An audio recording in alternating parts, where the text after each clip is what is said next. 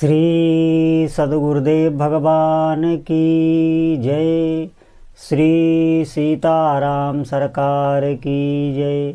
श्री राधा रमण लाल की जय। श्री गौरी शंकर महादेव की जय। सभी दर्शकों और भक्तों को कोटि कोटि प्रणाम। सबको प्रेम भरा जय जय श्री राधे, जय जय श्री सीताराम। जितने भी साधक हैं, उपासक हैं, आपके जो भी आराध्य देव हैं, आप उनकी उपासना कर रहे हैं, आप भक्ति में आगे बढ़ना चाहते हैं, साधना में कुछ अनुभव करना चाहते हैं, तो इस सत्संग को आप अवश्य सुनें। बहुत ध्यान देने योग्य बात है। देखिए, जब हम किसी व्यक्ति के आगे जाते हैं और उससे हमें कुछ लेना होता है, आप ध्यान दें इस बात पर, ये गूढ़ रहस्य है। जब उससे कुछ लेना होगा, उससे धन लेना होगा, उससे कोई स्वार्थ सिद्ध करना होगा, तो आप देखेंगे वहाँ पर आप स्वाभाविक और सरल नहीं रहते। आप देखेंगे आप में बनावटीपन आ जाता है। क्यों? क्योंकि वहाँ पर हमारी कामना जुड़ गई, उससे स्वार्थ जुड़ गया, इसलिए वहाँ पर आप सहज नहीं रह सकते। ये बहुत गूढ़ बात है। और जहाँ आपको प्रेम होगा, जिससे आप प्रेम करते हैं, अधिक प्रेम करते हैं, और वहाँ पर आप देखेंगे सरल होंगे, सहज होंगे। क्यों? क्योंकि आपके हृदय में उस प्रेमी को सुख देने की भावना निरंतर बनी रहती है, वो स्वाभाविक बनी रहती है। इसीलिए वहाँ पर आप सहज होंगे, सरल होंगे। इस बात पर आप ध्यान दें। ये व्यवहारिक बात मैं कर रहा हूँ, आप कभी भी इस बात पर चिंतन करना। इसी प्रकार जब हम भक्ति में सरल हो जाते हैं, सहज हो जाते हैं, तो हमारे आराध्य देव हम पर रीझ जाते हैं, वो मान जाते हैं। जैसे हम उनको मनाते हैं, तरह तरह की उपासनाएं करते हैं। आप देखें, बहुत लोग ऐसे हैं जो इतना ज्ञानी होते हैं, इतनी बुद्धि तर्कशील होती है, यहाँ पे दीपक रखना है, ऐसे इसमें आहुति देनी है, ऐसे ये करना है, ऐसे ये पूजा करनी है, यहाँ पे धूप बत्ती जलानी है, ऐसे परिक्रमा देनी है। इतना ज्ञान उनके क्रिया का लेके रहता है, और क्रिया में ही वो अपने चित्त को लगाए रखते हैं। हमें प्रभु से प्रेम कैसे हो, हमारे दिव्य दिव्य भाव कैसे बने, हम प्रभु को कैसे सुख दें, हमारे जो आराध्य देव हैं हम उनको कैसे सुख पहुंचावें, इन भावनाओं से वो कट जाते हैं। आप ध्यान दें। और भक्ति का यही रहस्य है। जिस दिन आपके भीतर भाव बलने लगे कि हम अपने उपास्य देव के, जो भी आपके आराध्य देव हैं, उनको सुख कैसे पहुंचावें, ये दिव्य दिव्य भाव, ये आंतरिक भाव होते हैं, ये किसी से कहे नहीं जाते। मैं आपको संकेत मात्र से बता रहा हूँ। जिस दिन आपके भीतर ऐसे भाव आने लगे, निश्चित मानिए उसी दिन से आप पर प्रभु की कृपा होने लगेगी। ये बहुत लोग कहते हैं हमें साधना में कुछ अनुभव नहीं होता, हम इतने दिनों से साधना कर रहे हैं, कोई प्रतिक्रिया नहीं होती। उसका मात्र कारण ये है कि हम अभी सरल नहीं हैं, हमारा चित्त सरल नहीं हुआ है, हम सहज नहीं हुए हैं, हमारे भीतर कपट भरा हुआ है। कपट का अर्थ है लेने की भावना, और सरलता का अर्थ है देने की भावना। ध्यान दें, हमें अपने प्रभु को देने की भावना आ जाए, उपासक इतना बलवान हो जाता है, और ये नाम से ही आता है। आप ध्यान दें, नाम आपको इतना बलवान कर देगा भीतर से कि आप प्रभु को कैसे सुख पहुंचावें, इसी भावना में लगे रहेंगे। ये बहुत निर्मल भाव है, हृदय को बहुत बलवान बना देता है। आप निश्चित मानिए, बहुत आनंद का मार्ग है भक्ति मार्ग। इसमें चलना बहुत कठिन है। ये मैं जो बात आपको बता रहा हूँ, ये अच्छे साधक ही समझ पाएंगे। इन दो धारणाओं में, एक धारणा ये कि क्रिया पे बहुत ध्यान, बहुत उन्हें ये पता है। आप एक बात ध्यान रखें, प्रभु से बड़ा कोई ज्ञानी नहीं है, कोई तर्कशील नहीं है। आपकी क्रिया वो देख रहे हैं, आपका ज्ञान भी वो देख रहे हैं, किस कारण से कर रहे हो ये भी देख रहे हैं।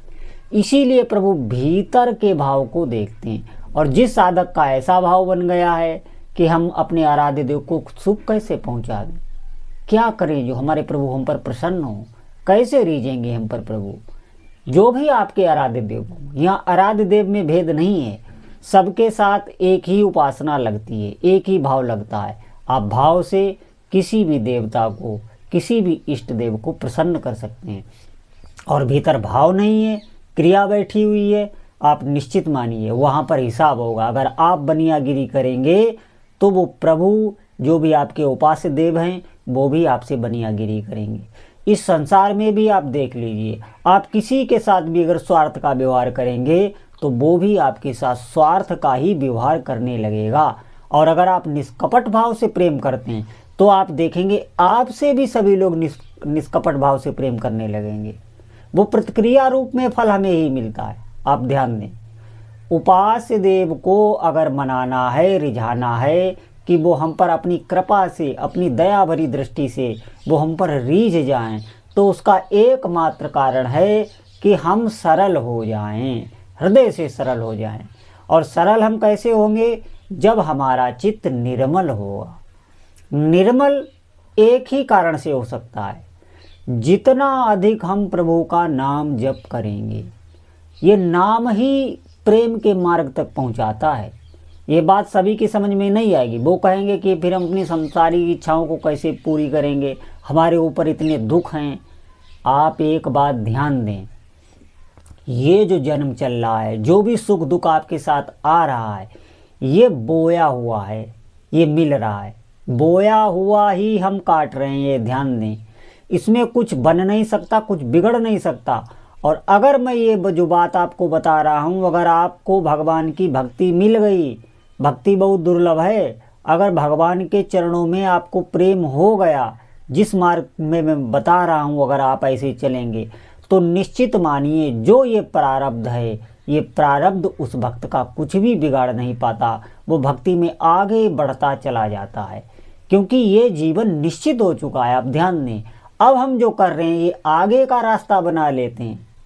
इस बात को सब समझ नहीं पाते, इस चिंतन को सब नहीं समझ पाते, इस रहस्य को सब नहीं समझ पाते। इसलिए तो लोग मनमानी करते हैं, इसीलिए उनको श्रद्धा हो जाती है सनातन धर्म पे, और श्रद्धा हो ही जाती है। क्यों? क्योंकि वो कहते हैं हम इतने दिनों से जप कर रहे हैं, इतने दिनों से पाठ कर रहे हैं, हमें कुछ मिला नहीं, ऊपर से दुख आ रहे हैं, ऊपर से संकट आ रहे हैं।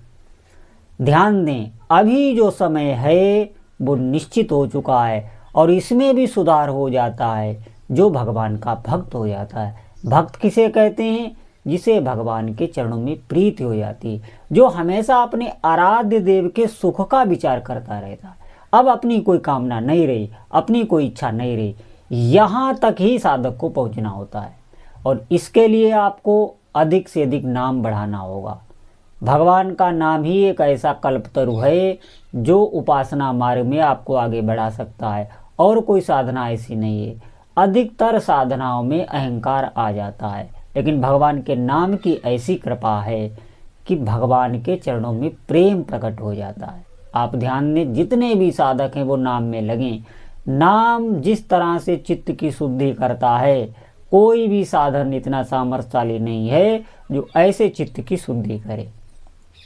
इसलिए आज से ही जो भी आपको समय मिले, आप व्यवहारिक जगत में हैं, आप कर्तव्य से भागे नहीं, वहीं पर रह के हुए आप नाम जप का अभ्यास करें। धीरे धीरे रुचि होने लगेगी, भगवान की कृपा आपको अनुभव में आने लगेगी। ये कोई काल्पनिक नहीं है, आपको कोई बहका नहीं पाएगा, कोई बातों में फुसला नहीं पाएगा, कोई भी आपको अपने धर्म से हटा नहीं पाएगा, अपनी साधना से डिगा नहीं सकता। इतनी श्रद्धा उस साधक की मजबूत हो जाती है। आप ध्यान दें, इसीलिए हमारी एक ही बार बार कामना आपसे है कि आप अधिक से अधिक, अगर आप भगवान की कृपा प्राप्त करना चाहते हैं तो आप भगवान का अधिक से अधिक नाम जप करें। नाम जप से आपको अपने आराध्य देव के चरणों में प्रीति प्रकट होगी, जो सभी सुख का मूल है। भगवान के चरणों में प्रीति हो जाए, इससे बढ़कर कोई जीवन में लाभ नहीं है। आप ध्यान दें, और भगवान प्रेम से ही बंध सकते हैं, और कोई ऐसा बंधन नहीं है जो उनको बांध सके। कितनी भी हम ज्ञानवान हो जाएं, कितने बड़े अनुष्ठान कर लें, कितने बड़े धार्मिक क्यों न हो जाएं, लेकिन हम प्रभु को अपने अधीन नहीं कर सकते। प्रभु प्रेम के विवश होते हैं, और वो सिर पाएगा नाम से। जितना आप नाम रगड़ करेंगे उतना आपका चित्त शुद्ध हो रहा है। भले ही आपको समझ में नहीं आ रहा है, लेकिन आपका हृदय निर्मल होने लगा है। इसकी पहचान क्या है? इसकी पहचान ये है कि आप हमेशा भीतर से जागृत रहेंगे। हमेशा नाम जापक हमेशा भीतर से जागृत रहता है। क्या करना चाहिए, क्या नहीं करना चाहिए, ये उसे शुद्ध विवेक होता है। ये इसलिए होता है कि वो पाप कर्म ना कर पाए, पापों से वो डरता है। आप ध्यान दें। और धीरे धीरे नाम में रस मिलने लगता है। फिर साधना में कुछ बाकी नहीं रह जाता, फिर कहना सुनना कुछ बाकी नहीं। फिर तो वो उस रस के माध्यम से ही आगे बढ़ता चला जाता है। जब तक रस नहीं मिलता तब तक अधिक से अधिक भगवान नाम महिमा सुननी पड़ेगी, तभी आप नाम जप कर सकते हैं, नहीं तो आप नाम जप नहीं कर सकते। नाम जप एक बहुत बड़ी साधना है और सिद्ध साधना है और बहुत प्राचीन साधना है।